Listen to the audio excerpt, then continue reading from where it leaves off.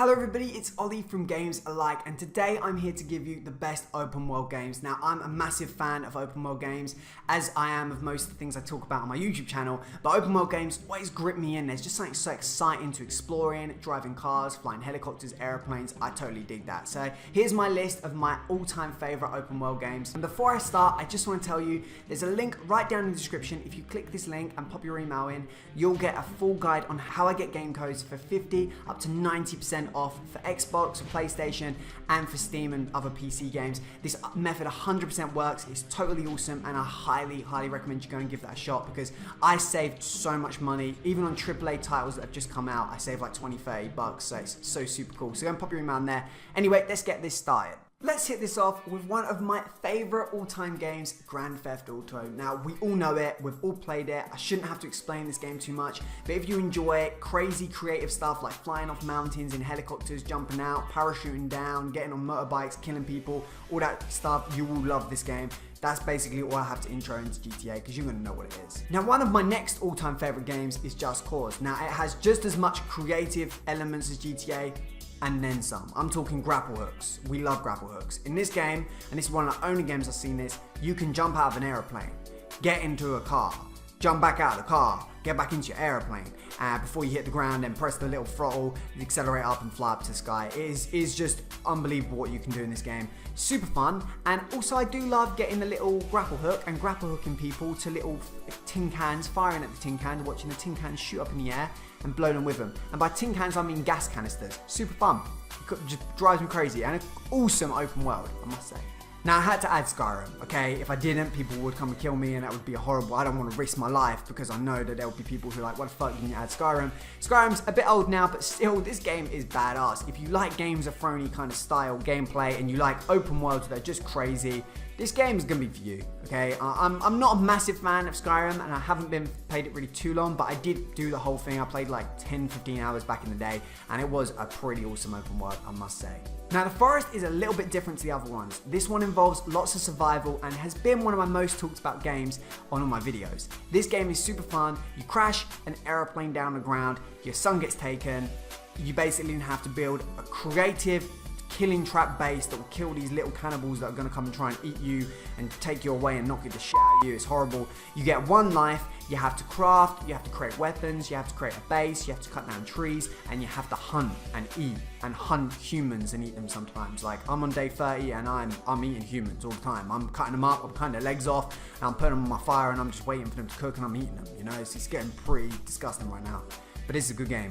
Another game you've probably heard of before is Saints Row. Now, this is a super arcadey style game. It's kind of like an arcadey GTA, and that's why I love it. It's a little bit different. There's airplanes, and I love flying airplanes in open world games. Can't lie about that. There's a really good storyline. There's loads of creativity, and it's got a lot of RPG aspects, which make it a little bit funner than a lot of other games. The maps are super awesome. There's loads of stuff to explore. Again, it's a little bit more cartoony, especially in the latest one that's just come out, but I'm not gonna complain. You know, I go to GTA for my realism, which is a really bad thing to say, and I go to Saints Row just to blow stuff up and just have fun, really. Mafia 2 was a really great game.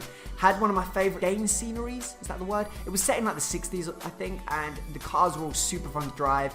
There was loads of mechanics, like if you speed, the cops kind of pull you over. The shooting was awesome, and it was loads of fun. Now, I've heard the latest Mafia has a few issues. The storyline's a bit boring, but to be honest with you, Mafia 2's super cheap, and if you use that tip that I mentioned in the description, you'll be able to get even cheaper. And so if you just kind of want a game that's open world, loads of fun, Mafia based, and you makes you feel like you are a real gangster, I'm not joking, I felt like I was taking people down, then give Mafia a go, because it's a good game. It's a good game. Now, Red Dead Redemption, the reason why it's on this list is because next year, Red Dead Redemption 2 comes out, babies, and that's going to be amazing. So we all need to get ready for Red Dead Redemption 2 by playing Red Dead Redemption 1. And also, Red Dead Redemption 1 has a crazy zombie add-on that I really thoroughly enjoyed, and I just enjoyed the whole game. It's one of my favorite storylines. It's one of my favorite, just everything about the game was so next level, and even if you play it now, it still feels like a game that came out about a year ago. So if you haven't played Red Dead Redemption and you like open world, you jump on that now. Now, the next game is Fallout. Now, Fallout for me had a mixed reception. I bought it in Spanish, couldn't speak Spanish. Really fucked up the game for me and gave me a jaded view. But Saying that, played it again recently. It is a really fun game. There's lots of stuff going on. It's an investment, so you can really get this game and sink like a good few hours into it. It's not going to just play it once and you finish. You can play it multiple times, loot loads of stuff, explore. The open world's amazing. It takes a little bit of time to explore it because your guy walks at like 2 feet a second and that can be irritating, but it's still a really great game. Loads of survival aspects. You know, it's fun. It's fun. We all like fun. I like fun. You like fun. We enjoy killing stuff. We're just humans. Now I'm going to rush through this one really quick. Minecraft. We've all played Minecraft. Minecraft is an open world game. We enjoy it. It's fun. That's enough of Minecraft. Look, Far Cry is one of my games of choice. It has got a fantastic open world. It has got great game mechanics. It is kind of like Call of Duty mixed with another game that allows you outside. Like, it allows you to explore. The storyline is perfect. Like, it is a really great storyline. There's loads of stuff going on.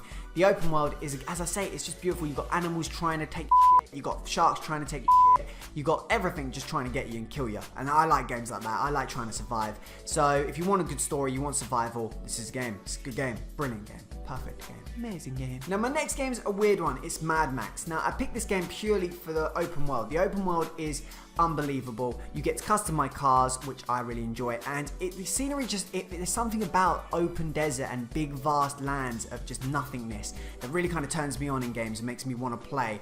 And this game has that and it's got it down to a T. Plus it adds loads of story action and action sequences and stuff. Some people say it can get a little bit repetitive, but personally, I think this game is a real good keeper, and if you haven't already played it, it's totally worth your investment. Dying Light mixes zombie shooter, survival, Mirror's Edge type game style, all in this beautiful wrapped world. I'm not joking, it is brilliant. It's a really good game. The story is gripping. I'm now just about to complete it, and it just really does make you feel great. There's loads of customization, there's custom weapons. It just feels really awesome. It's kind of basically Dead Island mixed with Mirror's Edge, mixed with something that's revamped and cool out and less glitchy. That's basically what this game is. There's 2 open worlds. You've got like the first map you start in and the second map, which you get when you progress. And just look at the reviews. People love this game. I love this game. It's definitely a game for people who like story modes and for people who have one friend who likes to play super duper co-op, because it's super fun with another friend. Trust me. Now we're down to the last 2 games. Game number 2 is Assassin's Creed, a game that I've kind of played here and there, but I've not really played since it upgraded. But again, there's so many people tell me to play this game. So many of my friends have this as one of their favorite games.